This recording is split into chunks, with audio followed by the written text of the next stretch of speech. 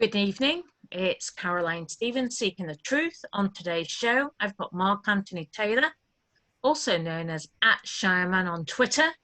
We're looking at the global biowarfare internet, how COVID-19 is the cover for the ultimate death machine.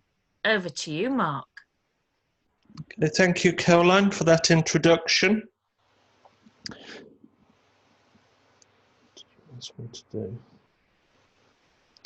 Yes, a few days ago you asked me to look into that 90-minute test. Yes, thing. the track and yes, the 90-minute test. Who produced it? Why are we purchasing it? And is it foolproof? Is it going to give us the results that we've paid for? I've looked at this and it has opened a rabbit hole, a can of worms. And it seems to lead to some kind of electronic mass genocide system, believe it or not. Okay, this 90-minute test that everyone is raving about is based on this, the physics of something called electrophoresis. Electrophoresis. Just getting the pronunciation right. And what that is, you take an electric field and you put some chemicals in the field, and the chemicals move across the field. This was discovered in the early 19th century by Russian scientists. So what scientists have done in Oxford was to take a microchip. They drill little holes in the microchip that are about a billionth of a meter across. So these things are on the scale of, they're actually about 1/100th the width of a COVID-19 virus particle. They are of the order of the thickness of RNA and DNA. So they drill all these little holes. They put their DNA samples on top of these chips, and then they electrify the chips. And what happens is that these little threads of RNA and DNA, by this application of the electric field, are sucked through those little holes. As they are sucked, they electrically interact with the holes. And so this is a bit like a magnetic tape system where you have different electrical properties of the chemical along its length. And as it's being sucked through, it's creating this signal particular to that chemical. And this actually allows you to electronically scan a gene sequence. So it's electronic gene sequencing. So you're saying then that when they do this scan, they basically taking a snapshot of your DNA? Yeah, well, of course. No, sorry, did you not catch what I just said then?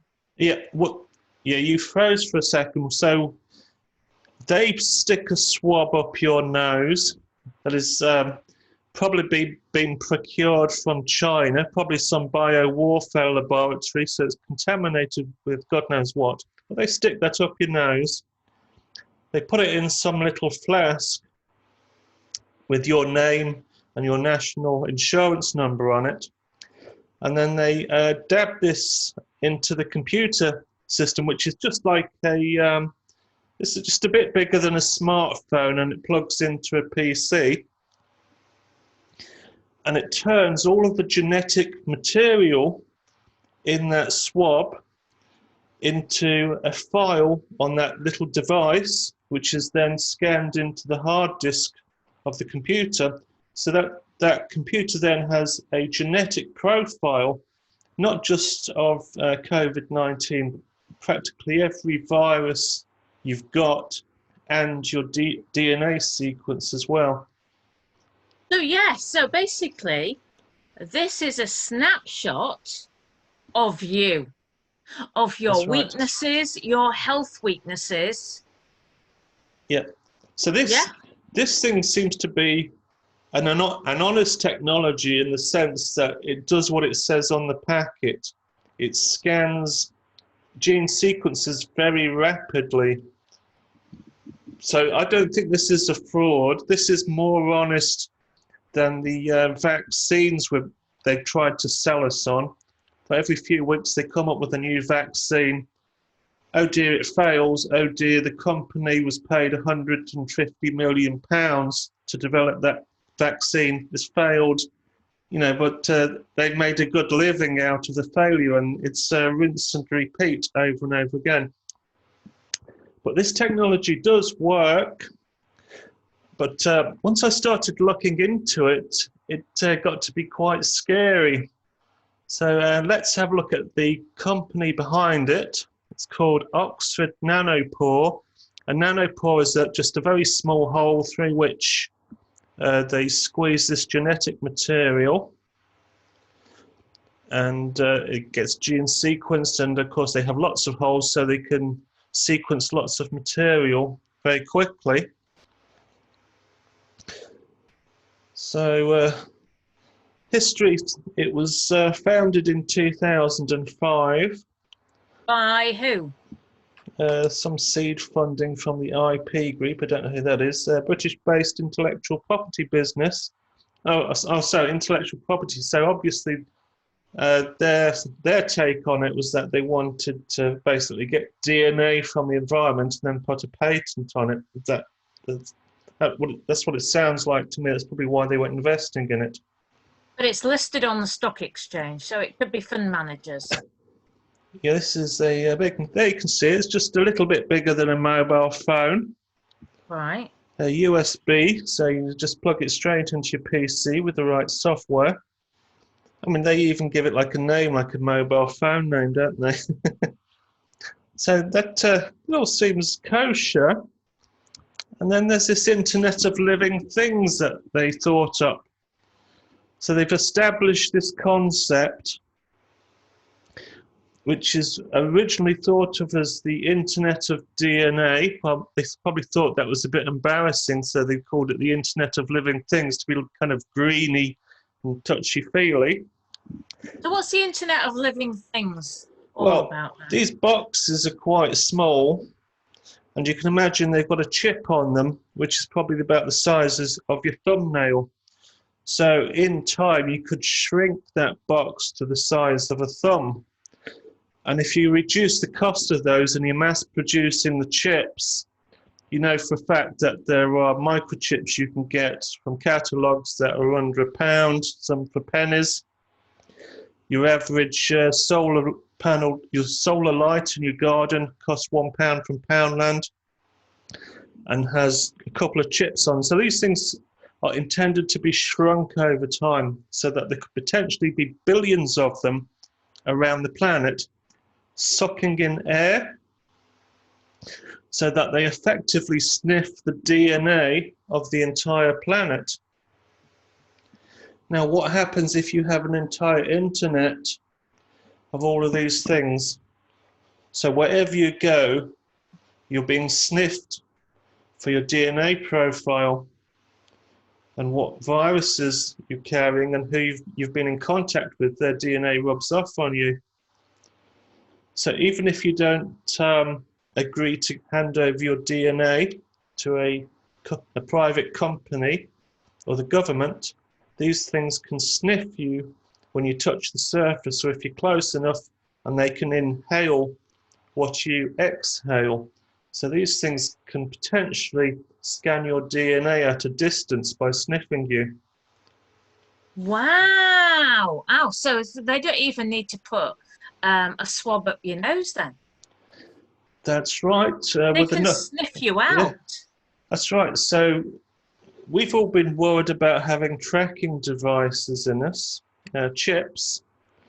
But what they do, you see, is to put the chips on the outside rather than the inside. So you put enough of these chips in the environment and you're effectively within the chip system. So you don't need to carry the chips for them to track you. Let's go a bit further down the rabbit hole. So bear in mind that they are intent on building the Internet of Living Things, a network of sniffers to genetically map out the entire globe and how that evolves over time. Because, of course, if you want to trace the virus, you've got to do that dynamically. You've got to see how it evolves. So 24/7 global sniffing network. Wow. Okay, let's see what's happening in China regarding COVID-19.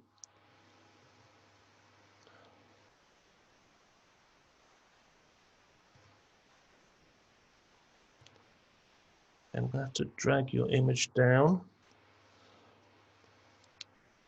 The Epoch Times. Epoch What Times. made you find the Epoch Times then? I How started did you do doing a search on COVID-19 and DNA.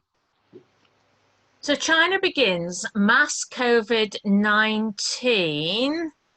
Just got to get rid of this continue for free. Oh dear. Let's buggered that up. I was going to read more of that out for you. Okay, we tried logging in, but it's just going to take some time. So you're going to have to read this yourself. Beijing are using Hong Kong as some kind of proving ground. They're using this COVID-19 as cover. They're building up a DNA database of Hong Kongers. And what is particularly worrying is that the company behind it, I think it's BGI, I have to look this up in the article, BGI are actually in a liaison with the Chinese Communist Party. So you've got a private corporation saying it's doing this COVID-19 testing for the good of the Hong Kong people, but they're being directed by the Chinese Communist Party. So obviously what the Chinese want to do, the communists, is build up a DNA database of all the Hong Kong people, and then at some point they can weaponize it, and we'll see how that can be weaponized. Now let's have a look at what's going on in the UK. There's this little project, you've probably not heard of it, called Biobank. Have you heard of that? Biobank. No, I haven't heard of that, no. I'm surprised the BBC report this kind of thing. But probably nobody's heard of it. Okay, DNA to unlock coronavirus secrets. So that sounds quite sexy, doesn't it? Sounds like scientists are doing the job.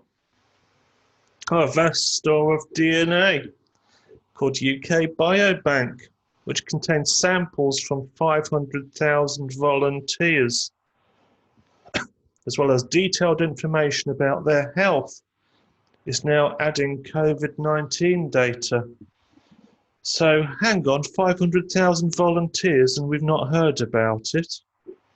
Hang on, also more than 15,000 scientists from around the world have access. So we are part of this new world order. We are a universal, well, this is what universities were set up all about, weren't they? The university system. What does the Professor Rory Collins say? It's a gold mine for researchers. In other words, there's money. There's money to be pulled out of that data. Yes. And of course, they're in it for the money. So, are these 500,000 people, are they getting paid?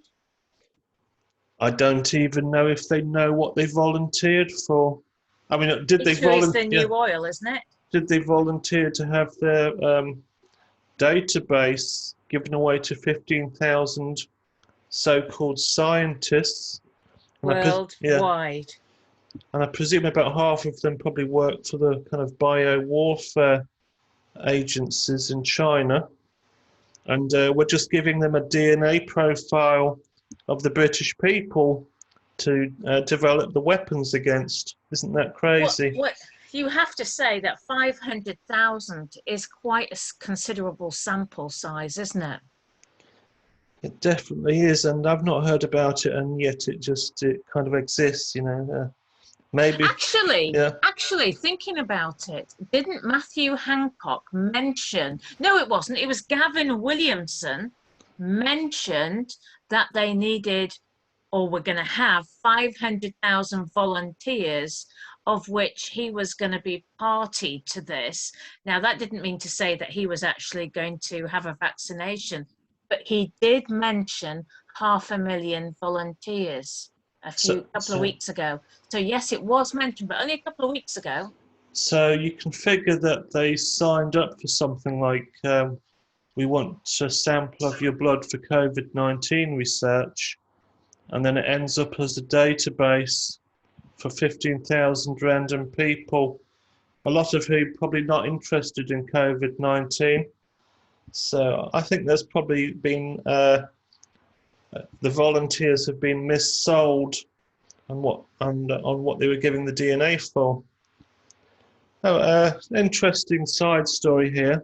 Yan Li Meng, who defected to the West, a Chinese virologist, and Communist China says she's not a virologist, she doesn't know what she's talking about, but it just so happens she's published research papers on hamsters getting COVID-19.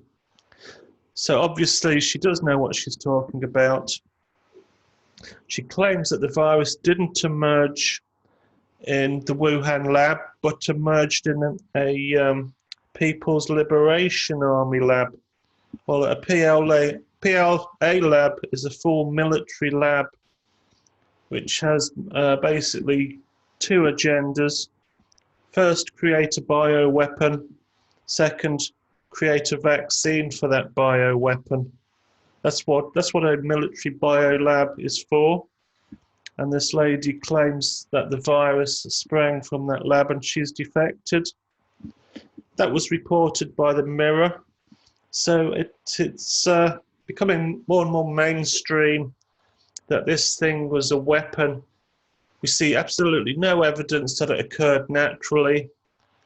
And the evidence does point to Chinese origins, as far as I can tell. Okay, let's have a look at. So if you might believe that kind of the West set up China, and this is all the elites. I mean, China do invite conspiracy theories against themselves. I mean, if you're going to hide in dark shadows, and communicate over walkie-talkies, shouting "Go Code Green" every day, people are going to suspect. Right. So this is an article I missed, 14th of February 2020. So China appoints its top military biowarfare expert to take over secretive virus lab in Wuhan, sparking conspiracy theories that coronavirus outbreak is linked to Beijing's army. Yeah, so Chen Wai, who is a member of the People's Liberation Army, so basically a hardcore communist, takes over the Wuhan lab. She has a string of prizes that go back 20 years. You don't win prizes like that in China unless you're part of the system. They're not going to let some Hong Kong rebel walk off with a science prize if there's a communist who can take the prize in their place. Just like this country, it's I was going to say nothing different to this country, really. That's right. Yeah. Yeah. All of the money goes to the government scum. Now, so they build up this database, and we might think, well, maybe they've got honest uses for it to catch criminals. You might think that. I will comment. Okay, this is all public domain stuff. Police use of DNA, mistakes, error, and fraud. So you can read these stories for yourself. Hundreds and hundreds of rape cases and drugs cases and murder cases, which are said to be concrete verdicts, indisputable DNA evidence. Turns out that the forensic labs are run by the police forces. The police forces want to get a conviction. They actually get paid and promoted according to their conviction rates, whether or not someone's guilty or not. So they urge the forensic staff to make sure that two samples match, and lo and behold, one sample gets dabbed in the other, and then they match a sample against itself. So it's an old forensic trick. Turns out that a lot of these forensic scientists don't hold any kind of science diploma. So no degree, no A-level, no O-level in science, but they're called forensic scientists because they work in the forensic lab. Oh, now people who study forensic science in this country, they don't have to have a science qualification then to go into it. I don't know about this country, but in the US, as long as you're employed by a lab, you can basically call yourself a forensic scientist. And you can get those kiddie fingerprint tests, can't you? Remember those from when we were young, for 10-year-olds. So you can do your own fingerprint tests, pair of plastic handcuffs. Oh, you buy one of those in America and you're a qualified forensic scientist. Right. Okay, let's have a look at another similar story. When you read some of these stories, it really is shocking. Okay, so it's not just these DNA tests. It's also fiber tests and hair tests and even accelerant tests. So you get some fires started, someone gets some liquid on them, and then the police say, oh, there's a match. And then it turns out they basically paid to get the match. So, and paid for the fibers to match, and the people doing the tests are idiots who just say, oh, this looks like a thin thing, this is another thin thing, so they must match. And of course, forgetting that all fibers are actually thin things. It's actually quite telling. I mean, when you see these CSI programs on the TV, where they use all this like electronic gizmos and 3D representation of DNA for DNA matches, and you've just got some forensic guy with two swabs in a packet when they should have been put in different packets, and the police are asking whether the DNA matches. Well, if they're in the same packet, they've been touching each other, yeah? Exactly, that's what's happening. So it makes a mockery of all of these tests where they say, oh, there's this statistical chance of a mismatch being 1 in a million or something. They just make up these statistics. I mean, they probably don't know any mathematics, and they've got all these probabilities coming out of the mouth. Oh my gosh, FBI admits decades of forensic hair analysis evidence was wrong. Hundreds of criminal trials to be reviewed. Oh, that was April 2015. What actually happened? Well, obviously, you get some grey-haired person is murdered, and then they find some other grey-haired person and say, well, we found grey hairs at the scene, so you must have done it. No. I think this stuff is that bad. That's terrible. No, that's terrible because in America, I mean, they have people on death row.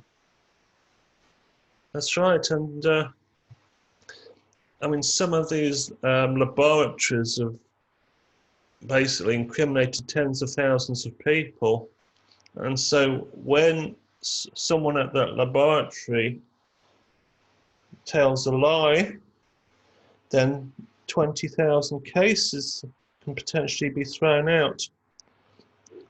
Let's see what am I doing wrong here. Oh, let's find another one. Okay, so it's not just the US, it's also happening in the UK. So basically, you're giving, how can I put this, proof evidence of what's going on and has been going on with testing. And the fact is, what could happen in the future with us all being tested, how the statistics can be manipulated. Surely. That's right. Once they've got your DNA sample, they can multiply that, so they can basically clone that DNA and create enough to contaminate a scene. And these people have got basically just a history of covering up rubbish DNA match tests with a potential database of everyone. So if they don't like you, they just multiply your DNA, contaminate a crime in your area, and then everyone thinks they've got it proof that it's you. So this gives them the global power, basically, to incriminate someone wrongly. So to attack the political enemies. That's shocking. So basically, you're saying they could put your DNA effectively as evidence at the crime of the scene, of a scene that they want you to have committed the crime in. That's right. I mean, once they've tested where you've moved about, they can basically search for crimes along that path and then plant DNA at that path, so they can say, well, you were there, we got your DNA, you were in the region, we got your DNA at the scene. You know, it becomes trivial to set someone up, doesn't it? Just knowing where someone is, where they've been, where they're going to. Well, actually, that's interesting, because I was thinking about, we go back to the track and trace.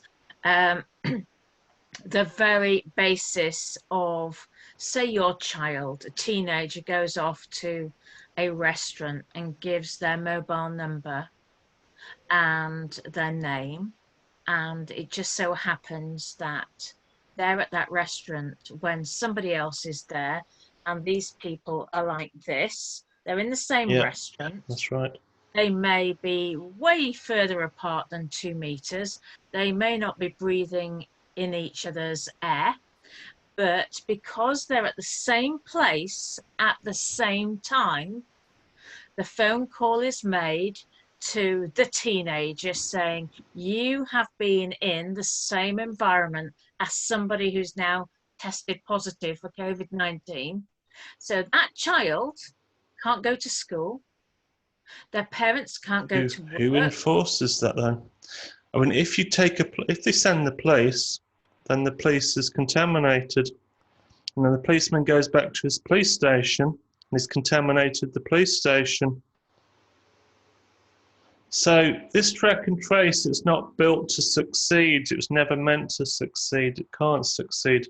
Because once you try to enforce it, you can contaminate the enforcing officers. So this is just a ruse just to sell this product of routine DNA scanning. That's what this is about. They want a DNA database. They want to build this weapon. This weapon where they can sniff wherever you are in the world, know who you've met. You know, you could catch a virus from someone. They don't even have to sniff your DNA. They can sniff that virus, and by doing gene sequencing, they could from these sniffers know who you've picked that up from.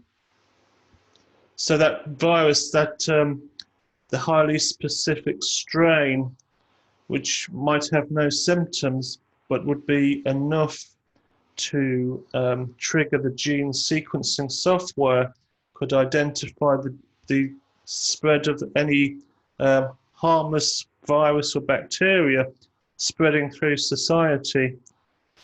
And so by sniffing out individuals, you can work out who has contacted whom, not for the purpose of stopping a virus spreading, but for the purpose of finding out who is meeting with whom, which whistleblowers are meeting with which police officers or which journalists.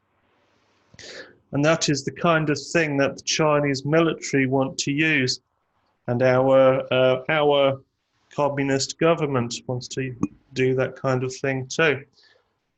So if you might not believe where this is going, let's have a look further down the rabbit hole. Okay, this is from theatlantic.com. Big Pharma would like your DNA. No, surely not. So you have these online companies like Ancestry.com, 23andMe's, and they do these massive deals, not just with Big Pharma, but with the likes of Alphabet and Google. Alphabet and Google are related companies, teaming up with Ancestry.com. And that is not so that Google can have kind of Ancestry.com built into its browser, but because they want your DNA. See, Google are thinking beyond search engines and Gmail. Yeah. When they build robotic killer dogs for DARPA, which don't really work, they are basically, well, they are a drone technology, but the ultimate expression of a drone technology is something that the enemies make for you. And how do the enemies make for you? By infecting your enemies with tiny little drones that self-replicate, and they are called viruses. And to do that, you need a gene database to know what your enemies are vulnerable to, and whether you're vulnerable to the same things as your enemies. So DARPA, Alphabet, Google, the next generation of drone weapons won't be little flying ants, but genetically specific viral weapons.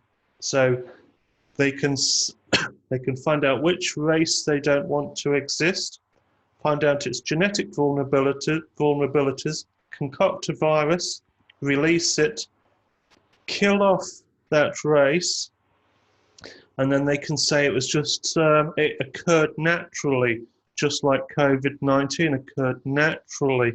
And anyone who says any different is a crazy conspiracy theorist. Okay, we're coming to the end here. Let's have a look at this one.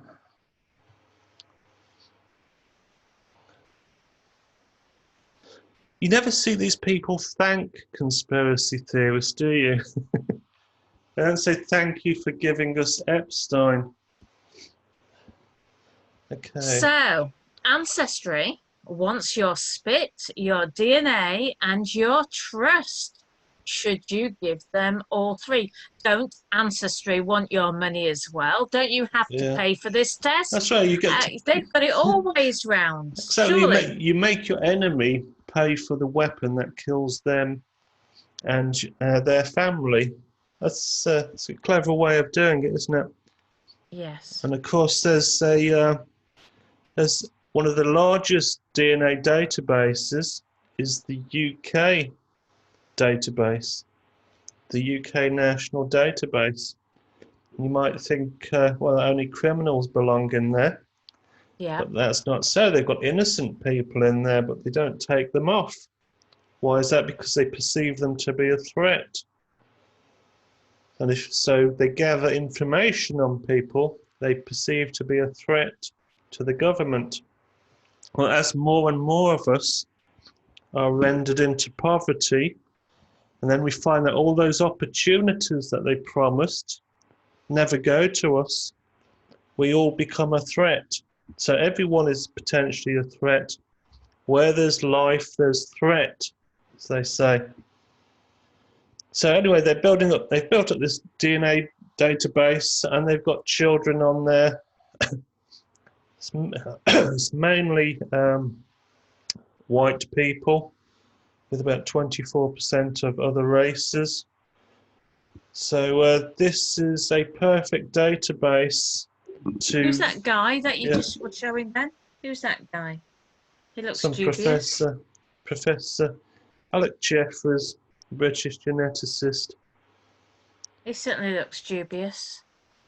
So he looks a bit like on the dark side, doesn't he? Mm. Would you trust that man with your DNA? No, I certainly wouldn't. No. You can see it in some people's eyes, can't you, with the good or evil. Who runs the UK National DNA Database? Let's have a look at that. Okay. So, the UK National DNA Database Strategy Board makes policy decisions about the use and running of the database. The UK National DNA Database Ethics Group provides day running of the database and ensures data quality. What does ensures data quality actually mean? It probably means that they give it to Google and tell Google to look after this and be very careful with what they do with it, and be very careful with what the Chinese do with it, and tell the People's Liberation Army that not to do anything too naughty with it. I mean, oh my gosh, yeah, look at that. Chief Constables. that's Oh, right. yeah, where's that? You've just disappeared. Made it just. Chief Constable submits samples to the UK National DNA Database and make the final decision on whether a record is deleted or kept. Well, that's probably not true. The chief constables answer to their paymasters, and the paymasters are the banksters. So it's the banksters who make the decision on whether a record is deleted or kept. The banksters. The banksters control the police.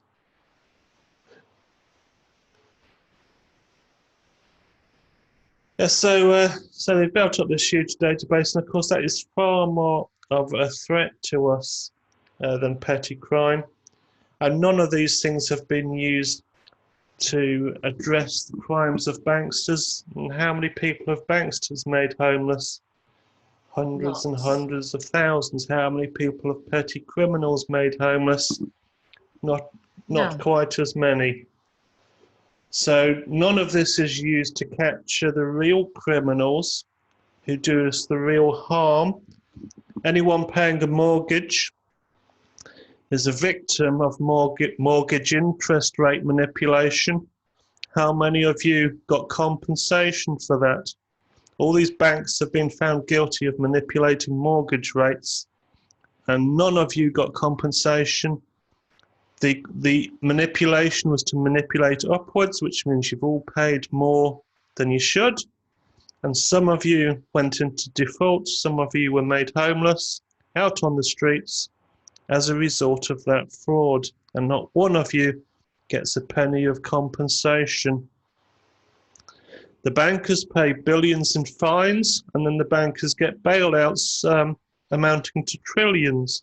So it's just a merry-go-round for them. They hand over a penny, get back a pound. Rinse and repeat a billion times. That's right. They lend out money they don't have. And, you know, mortgages are paid over. Well, they're lending out money on your property and they don't have that money anyway. And it's all coming to a head. This fractional reserve banking has reached criticality because the flip side of it is that the more they play this game against us, the lower the interest rates. Interest rates are all going negative around the world. Negative interest rates is the death of the banking system. You can't run banking systems for decades on negative interest rates. So they think they're the gods of money. They are destroying their own system. And today we can see what silver is doing. Silver is not under their control. They do not have the ability to make silver from nothing. And you see the silver price is going up and up and up and up because they've lost control of the silver price. This is negative. That is the opposite direction of interest rates. Interest rates go negative government starts printing funny money. And then anything that isn't funny money that you need, silver for your electronics, your food, your catalytic converters for your car so that you can breathe properly. All of this goes up and up and up in price. So their systems are failing. We are winning, but unfortunately, a lot of us, we won't live long enough to taste victory, because what they've wrought upon us is going to be devastating, not just for them, but for us. Yeah. Well, thank you, Mark. The DNA, track and trace, that is really, really important for people to understand. You know, when they're knocking on your door in Leicestershire, Yeah. the implications of the testing side of things. And you could have your DNA put at the scene of a crime if you are seen as a troublemaker. And the police have a history of doing that. No, surely not. Well, you can see for yourself, just Google it, you'll see what you're sold by the mainstream with this idealization of brilliant whiz-kid lawyers. And very often they're presented as defense lawyers. So you get someone who's wrongly accused, and then this whiz-kid defense lawyer jumps to the rescue, uses his genius and his integrity to get you off. I can tell you now, most stories I have about defense lawyers involve them taking bribes from the prosecutors to act against their own clients.